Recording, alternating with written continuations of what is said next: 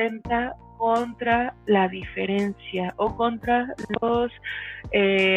las creencias ajenas a las suyas, ¿no? Entonces, a partir de ello, podemos también considerar como el contexto histórico que el origen del Tratado sobre la Tolerancia se da en el caso de Jean Calas, que es un comerciante protestante, y aquí hay que aclarar, ¿no? ¿Por qué?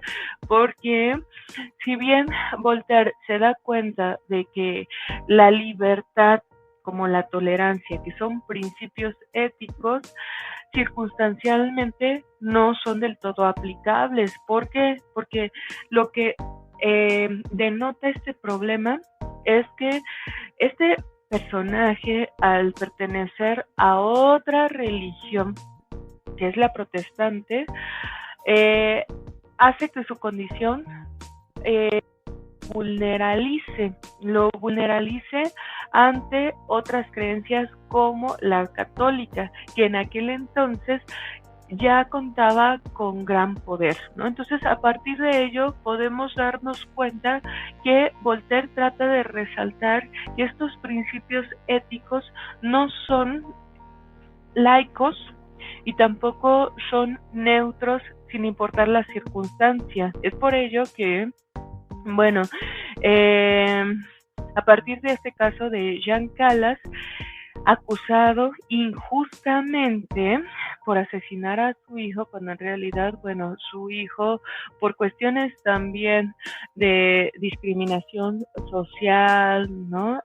Pues decide quitarse la vida, ¿no? Pero la sociedad, en vez de aceptar ese hecho, busca un culpable. ¿Y dónde va a encontrar ese culpable? En aquella persona que sea diferente en creencias, sea protestante y por lo tanto sea Jean Calas, ¿no? Entonces, bueno, a partir de ello tendríamos que considerar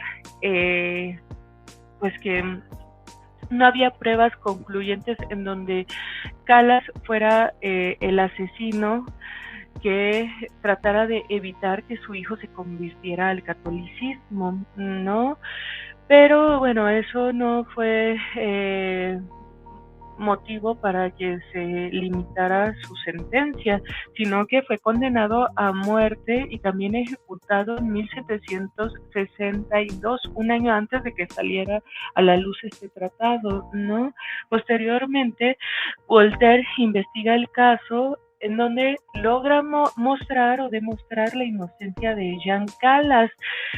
Y bueno, ese fue como el origen o el contexto histórico del que surge el Tratado de la Tolerancia, ¿no? Entonces, a partir de ello, también podríamos considerar el segundo punto, que sería el de los temas principales. Los temas principales que abordan Voltaire en el Tratado de la Tolerancia es la crítica a la intolerancia religiosa, el llamado a la razón y a la justicia, los ejemplos históricos y filosóficos y por último la defensa de la libertad de pensamiento. Este último punto hay que tener en cuenta que está relacionado con digamos, la principal característica de la Ilustración, ¿no?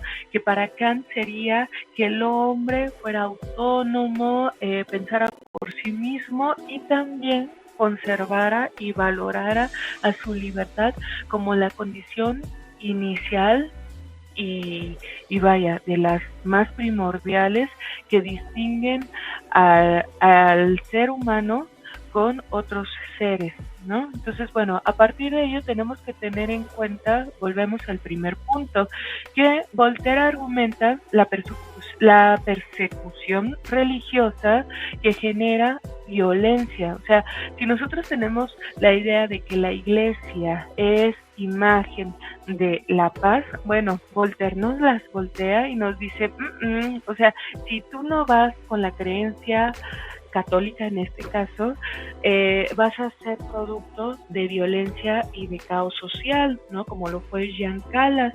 También defiende la convivencia pacífica entre personas de diferentes cleros, y la crítica al fanatismo religioso. Y para ello, el pensador francés se basa en los principios de la filosofía. Es decir, la filosofía sí es el amor al conocimiento, pero no es un conocimiento infundado, es un conocimiento que tiene afirmaciones, que se basa en juicios que, si bien son a priori, tienen especial relación o directa relación con la realidad, ¿no?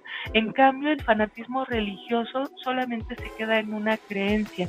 No hay del otro lado un conocimiento fundamentado, ¿no? Seguimos con el segundo punto, llamado a la razón y a la justicia. Bueno, aquí tendríamos que considerar que el filósofo francés sostiene que el uso de la razón debe prevalecer sobre las pasiones y prejuicios, es decir, sobre las creencias religiosas, sean católicas o de otra.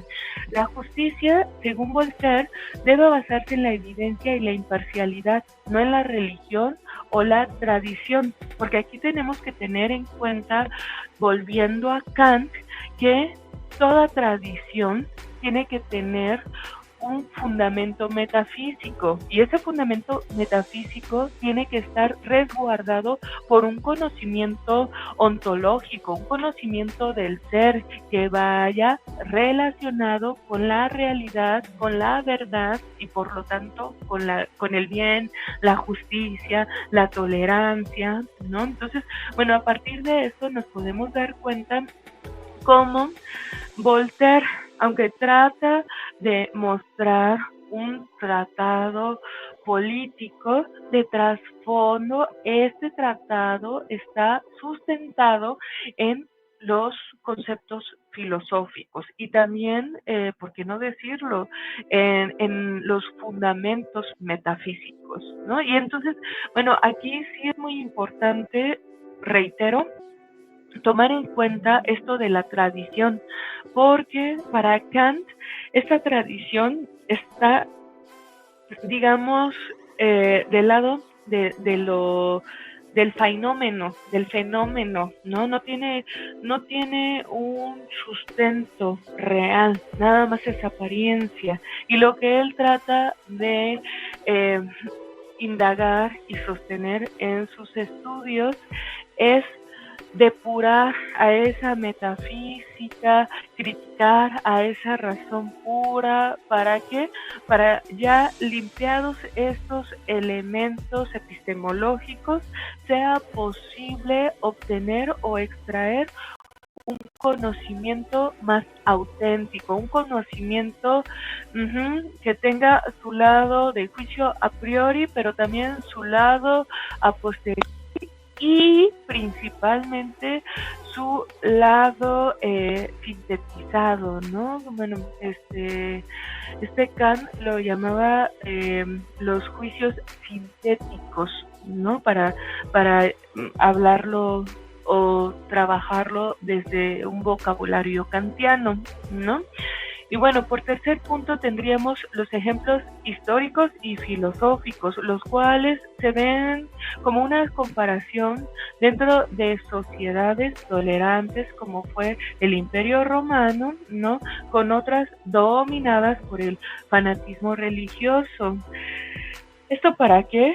Pues para mostrar que la tolerancia lleva a la prosperidad y el progreso.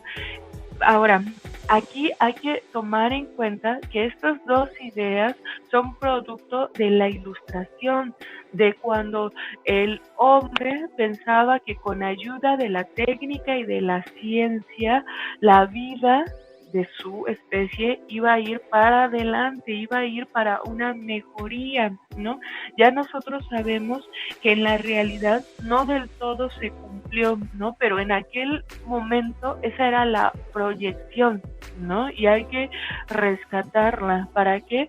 Para, como les mencionaba hace un momento con los términos modernos, también identificar los términos que pertenecen a la Ilustración, ¿no? Y bueno, a partir de ello, como último punto, tendríamos la defensa de la libertad de pensamiento, que va más allá del fanatismo religioso, cuestiones políticas, circunstanciales, en donde, bueno, nos menciona Voltaire que debería existir, ¿no? Debería de haber un argumento sobre la diversidad de opiniones y ese argumento debería de estar a la par de lo natural y lo beneficioso para la comunidad en general, ¿no?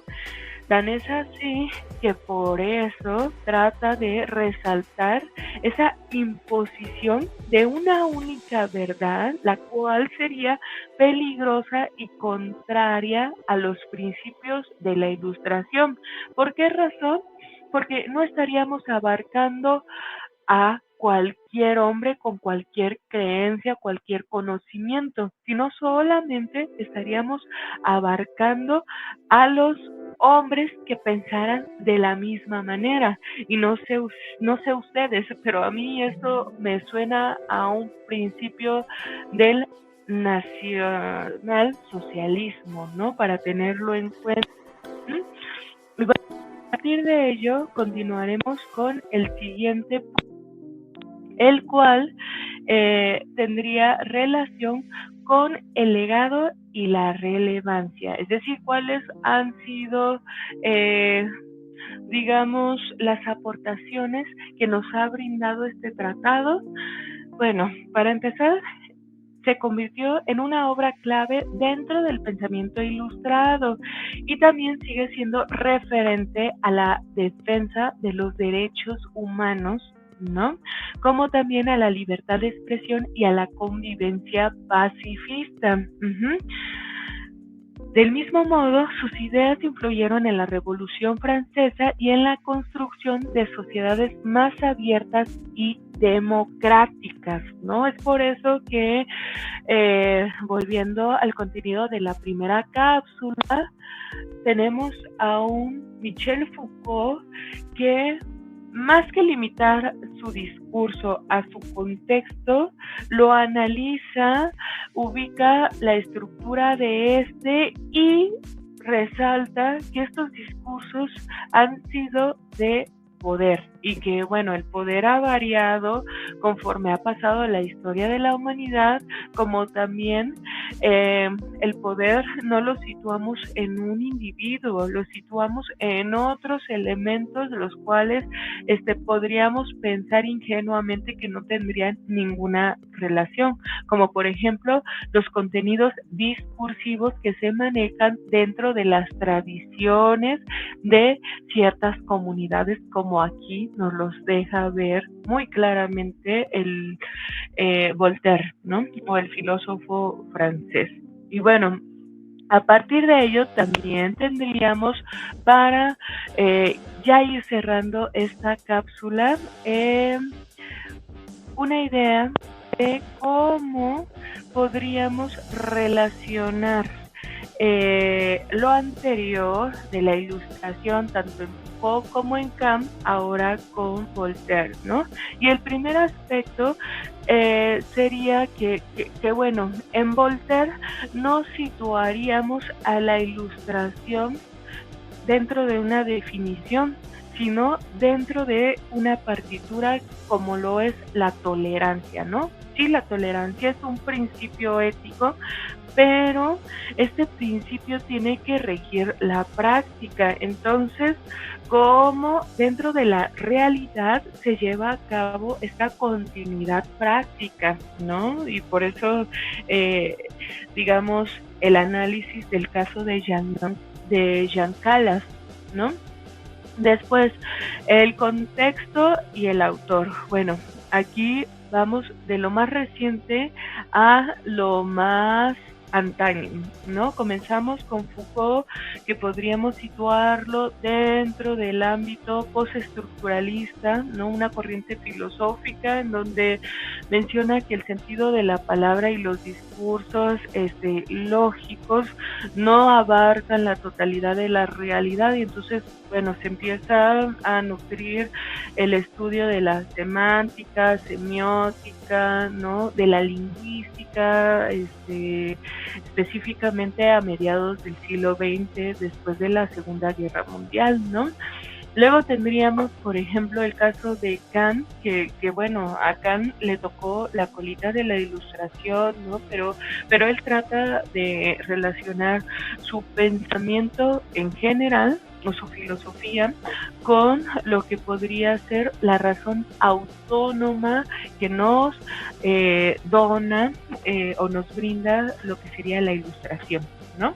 Y por último tendríamos a Voltaire, que bueno, entre estos dos últimos autores solamente hay una diferencia de 20 años, ¿no? Entonces, bueno, a partir del filósofo francés tendríamos que mencionar que este escrito injusticia, ¿no? Específicamente la condena de Calas, ¿no? Y bueno, del mismo modo podríamos integrar que el tema central que abordan cada uno de los filósofos sería, por la parte de Foucault, que la reflexión de la Ilustración es una actitud crítica, es un ethos, ¿no? Sería, en otras palabras, ¿no? Una condición humana que valora y vaya, también constituye la capacidad humana que tenemos nosotros para formarnos, ¿no? Para, en este caso, también generar criterios, ¿no? Y por lo tanto, decidir con una actitud más crítica, ¿no?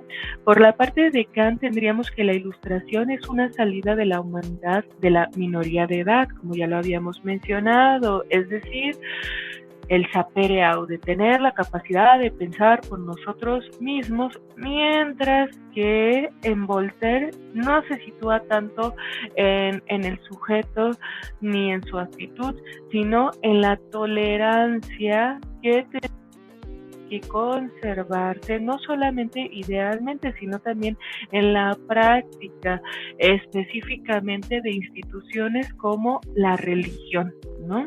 ¿Por qué? Porque, bueno, si no se conservara, pues incrementaría este carácter fanático. Y no sé ustedes, pero en la actualidad tenemos muchos casos donde pues vemos qué tan vigente está el tratado del filósofo francés del siglo XVIII, ¿no?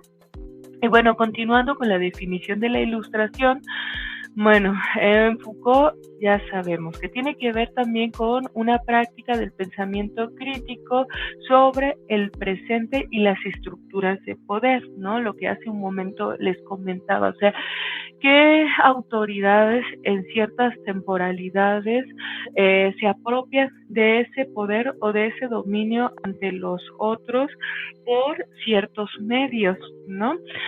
Por el lado de Kant tendríamos lo que se mencionaba del sapere aude y cómo la Ilustración se vuelve un proceso en donde la humanidad garantiza un progreso, ¿no? Es decir, que el ser humano se emancipe a través de su uso de la razón, ¿no? Que no esté dependiendo de otras autoridades para su bien. Y en el caso del filósofo francés Voltaire, nos menciona que el movimiento intelectual que busca erradicar el fanatismo debe también promover la razón, la libertad y la tolerancia, ¿no? Más allá de quedarnos con una creencia de lo que son las cosas, también tenemos que partir de ciertos principios que rijan nuestra comportamiento, nuestro nomos, nuestras conductas, ¿no? Nuestros hábitos, nuestras costumbres, nuestras tradiciones, las cuales kantianamente estén constituidas del entendimiento o sobre el entendimiento, ¿no? Y a partir de ello podríamos continuar con la idea de que la tolerancia será la base de una sociedad justa, porque todos tendremos el derecho de expresarnos libremente sin temer por una persecución religiosa, política, etcétera, ¿no? Mientras que, bueno, en Kant seguiría esta autonomía de la razón, donde el hombre debería superar, ¿no?, la dependencia de la autoridad. Y en el caso más contemporáneo de Foucault, volveríamos a esa actitud de solamente la ilustración, sino un proceso continuo de cuestionamiento del poder y de, ¿no? Esa